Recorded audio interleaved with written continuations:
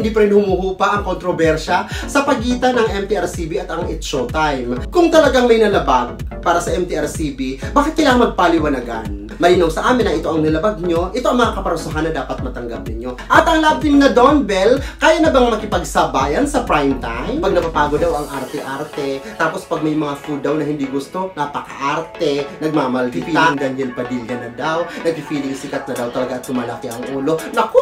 At sa ating versus Julia Barreto versus exes ni Gerald Anderson. Hello! Welcome back to my channel! Magandang araw! At kung anong oras nyo man ako napapanood ngayon, ako, itutok nyo na yan!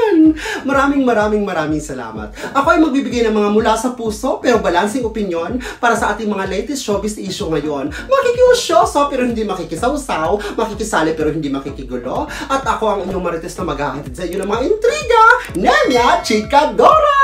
At ito ang mga latest.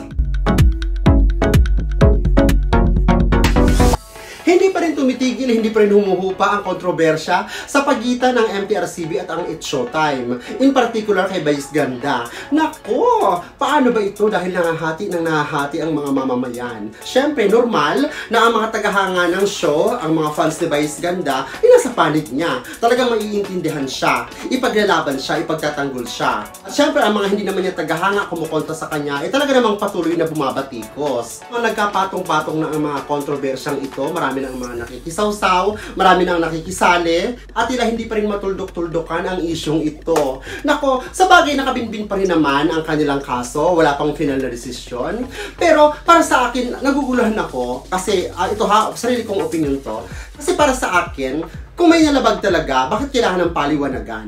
Ibig sabihin, hindi malinaw sa Showtime na ito yung mga mali, ito yung mga bawal. Don't get me wrong ha, baka hindi ko talaga alam, wala akong knowledge sa mga ganyan.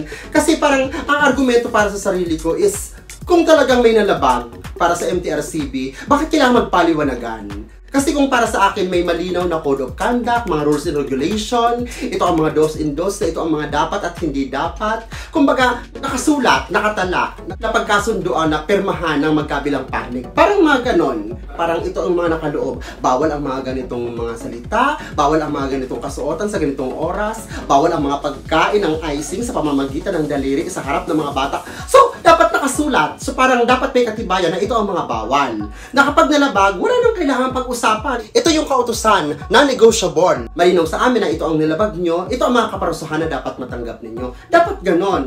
So, parang lumalabas na depende sa ikikilos mo at sasabihin mo at depende rin sa pag-judge namin kung mali ba talaga yun para sa amin. Diba? Parang magulo. Para sa akin lang yun ha, parang magulo. Kasi sila yung taga-sala, sila ang taga-puna, sila ang taga-bantay.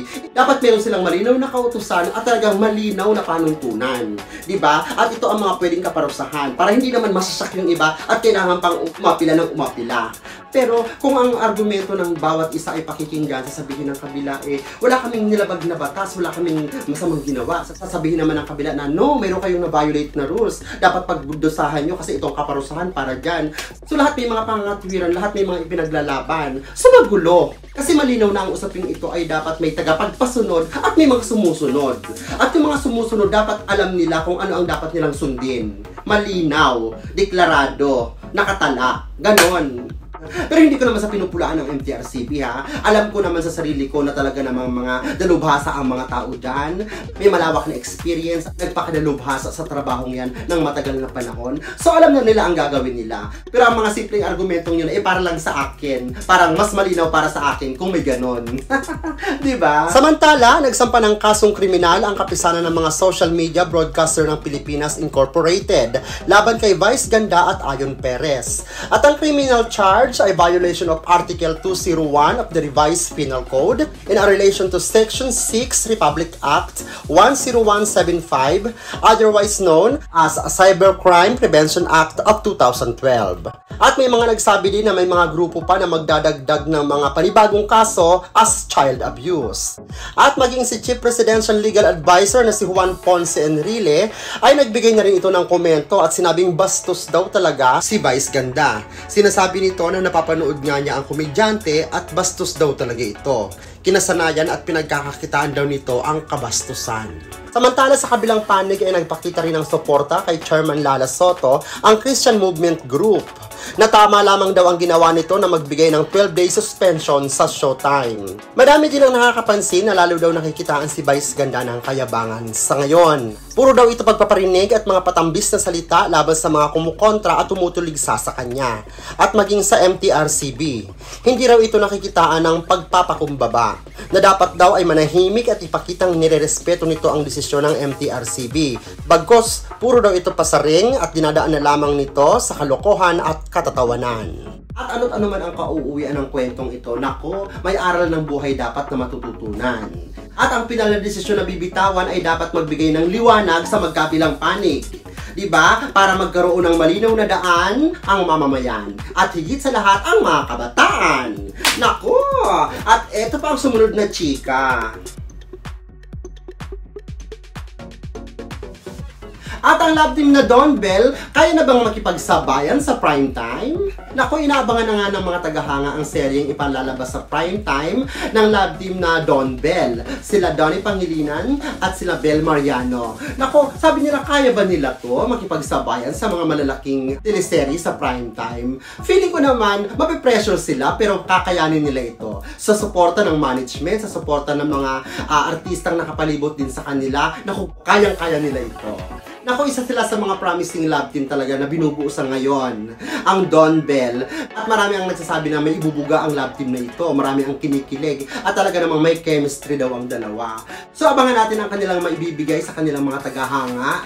Dapat galingan nila. Kasi syempre, ito ay sinasabing make it or break it. Dapat talagang i-push nila. Gawin nila yung best nila sa seryeng ito.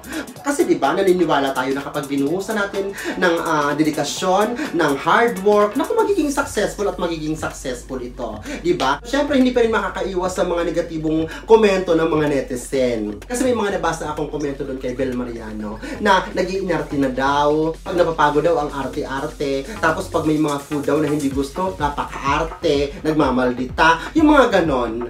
Puro mga ganong komento, wala namang mga resibo. Siyempre, pinapatunayan ito ng mga kanyang katrabaho na siya daw ay mabait at talaga namang magalang at marespeto. Kahit kay Donnie Pangilinan, may mga nagko-komento doon na mga nag-feeling Daniel Padilla na daw, nag-feeling sikat na daw, talaga tumalaki ang ulo. Naku, pagdating sa ulo talagang masusi ako. Talagang hinahanap ko kung nasa yung ulo. Pero ang paglaki ng ulo daw ni Donna ay hindi talaga totoo. Dahil ito ay kalog at talaga namang may mababang loob.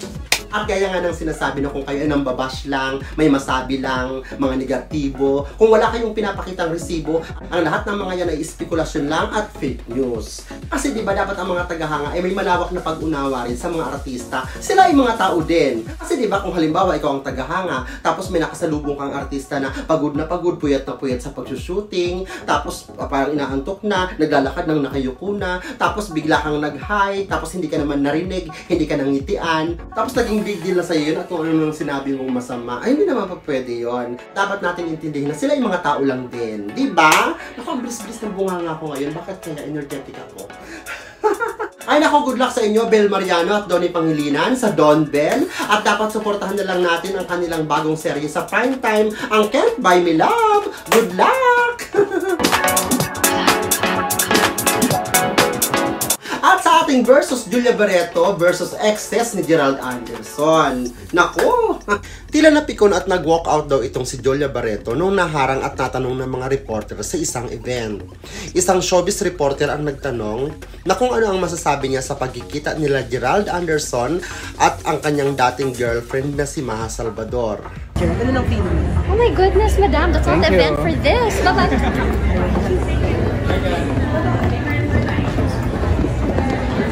Madami ang nagsasabing baka insecure pa rin daw ito sa mga naging exes ng kanyang boyfriend.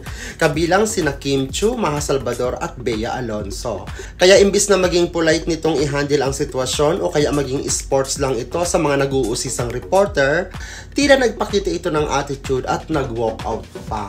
Ay naku, nape-pressure lang ang lola mo kasi diba sunod-sunod ang mga ikinakasal sa showbiz. So syempre dahil matagal na silang magkasintahan ni Gerald Anderson, talaga namang sila ang pinupuntriya ng mga mamamahayag na kung kailan sila ikakasal. Para sa kanya ay nangunguna ang mga reporters na talaga namang ikinaiirita ng dalaga. Pero syempre, sana tandaan mo na ang mga reporter ay nandyan, na wala namang ibang pwedeng itanong sa'yo kundi ang mga bagay na yan, lalo kung wala namang isyong dapat pag-usapan. Syempre, ang tungkol sa inyo ni Gerald. Relax ka lang, girl, kasi kahit feeling mo minamadali ka nila, nako, kayong dalawa lang naman ang masusunod kung ano ang gusto nyong gawin sa mga buhay ninyo. Diba? Hindi ko naman ay kilala bilang isang bukas na libro sa mga tao at sinasabi mo talaga kung anong nasa puso mo. Kasi diba dati napasinungalingan mo ang mga nagsasabing buntis ka at napasinungalingan mo ang nagsasabing kasal na kayo ni Gerald. So, kilala ka namang nagsasabi ng totoo at wala namang itinatago. At naniniwala ako na kung ano man ang maging plano nyo ni Gerald, nako, isi-share mo ito sa publiko, sa mga taong nagmamahal sa'yo. Okay? At dahil dyan, maraming salamat. Kung kayo po ay may mga opinion, suggestion, i-comment down below. At palagihang lambing sa tagapanood sa akin. Kung kayo po ay hindi pa nagsusubscribe na, kung mag-subscribe na kayo, hit the bell button para updated kayo sa mga chismaks at ganap ng inyong all-around kasama at kachika, Nemia Chika Dora!